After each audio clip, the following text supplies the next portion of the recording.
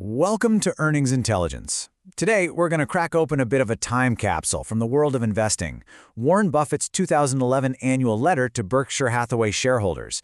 Now, this is way more than just a report. It's really a masterclass in how to think about business, especially when the world feels, well, a little uncertain. So, let's just dive right in.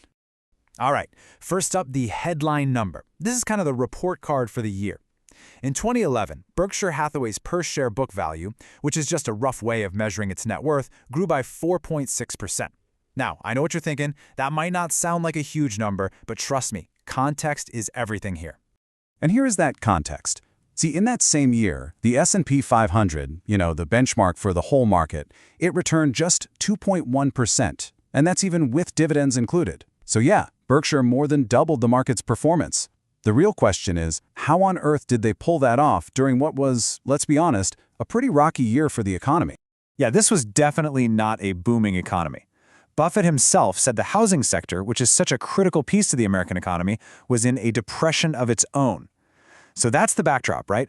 A really challenging environment where Berkshire didn't just survive, it actually thrived. So to really get how Berkshire pulled this off, you have to understand its unique financial engine. And it all comes down to this one concept that sounds complicated, but is actually beautifully simple. It's called insurance float. Okay, so what is float? Think about it like this. You pay your car insurance premium today, right? But you might not get in an accident for months, or hopefully even years.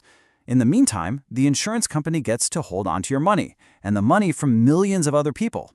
That giant pool of cash, that's the float. And Buffett's own description is just perfect. He calls it money that doesn't belong to us. It's basically a massive, interest-free loan from all their policyholders that Berkshire can then turn around and use to buy stocks and even whole companies. And get this, if their insurance businesses run well, they actually get paid to hold on to this money. It's incredible. And the growth here just shows you the sheer scale of this thing. I mean, look at this. It goes from just $39 million in 1970 to over $70 billion by 2011. That is just an immense war chest of capital that has been fueling Berkshire's growth for decades.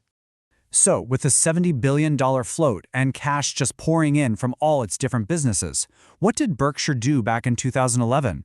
Well, they went on offense. They made some absolutely enormous bets, while pretty much everyone else was still feeling nervous.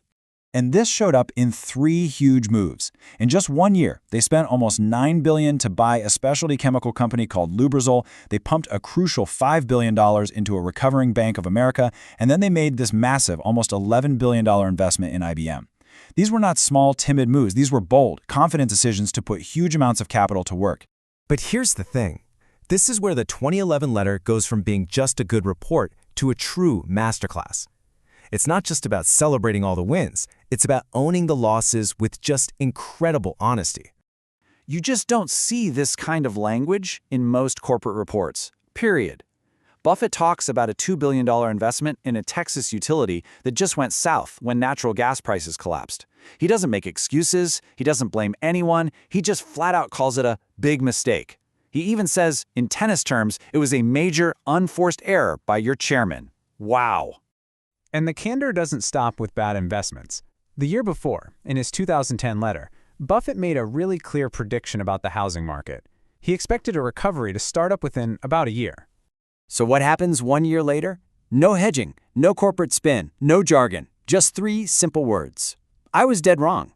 I mean, that level of accountability is exactly what builds trust, and it offers such a profound lesson in leadership and communication.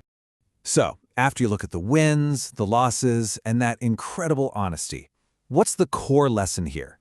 What's the golden nugget we should take away from all this? Well, it really has to do with how Buffett himself measures success. Hey, remember that 4.6% number we started with? That was book value. But Buffett has crystal clear that while it's a useful yardstick for Berkshire, it's not the real prize. It's just an accounting number. You could almost think of it as a shadow of the real thing. Because what truly matters is this concept of intrinsic business value. This is the one metric Buffett says he and Charlie Munger actually use to judge their own performance. It's not about the stock price today or next week or next month. It's an estimate of all the cash a business will produce for its owners over its entire lifetime. So that brings us to the final question, right? When you boil down all the big bets, the honest mistakes, and the entire financial philosophy, what is the one lesson that really stands out above everything else? Here it is. It doesn't matter if you own a small local business or just a few shares of stock or a giant company like Berkshire Hathaway. The goal is the same. Don't get distracted by the daily noise of the market. Focus on the underlying business and its ability to generate more and more earnings over time. That, according to this 2011 masterclass, is the real path to building lasting value.